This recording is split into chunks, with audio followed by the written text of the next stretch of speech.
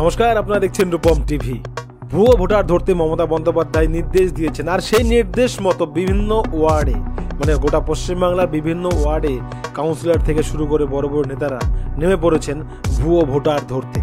এবার ভুয়ো ভোটার ধরতে নেমে অনেক কিছু তারা ধরতে পারছেন, অনেক ভুয়ো ভোটারও সামনে আসছে। এবার তারকেশ্বরের কথা বলি। তারকেশ্বরের বিভিন্ন ওয়ার্ডে যখন ভুয়ো ভোটার ধরতে গেছে সেখানকার নেতারা, কাউন্সিলরেরা, তখন কিন্তু সেখানকার লোকজন বিক্ষোভ শুরু করে দিয়েছে।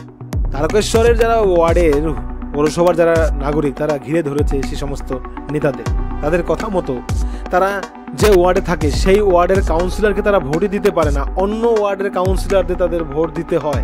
এই ওয়ার্ডে থাকে ঠিকই, কিন্তু তাদের এপিক কার্ডে, ভোটার কার্ডে অন্য ওয়ার্ডের ঠিকানা রয়েছে। এই বিভ্রান্তি 2015 সাল থেকে। তাই অভিযোগটা তৃণমূলের কাছেই থাকবে। তাদের ক্ষমতায় রয়েছে তৃণমূল কংগ্রেস। কিভাবে নাম ওঠাচ্ছে ভোটার লিস্ট তাদের এমন হলো কেন? এটা বিজেপি বা মোদী এসে তো করে দেয়নি। যারা রাজ্যে ক্ষমতায় রয়েছে, যারা ভোটের নাম তুলছে, তারাই এগুলো করেছে। তো এবার ভুয়ো ভোটার ধরতে গিয়ে তারকেশ্বরে ব্যাপক বাধার মুখে পড়ল তৃণমূলের নেতারা।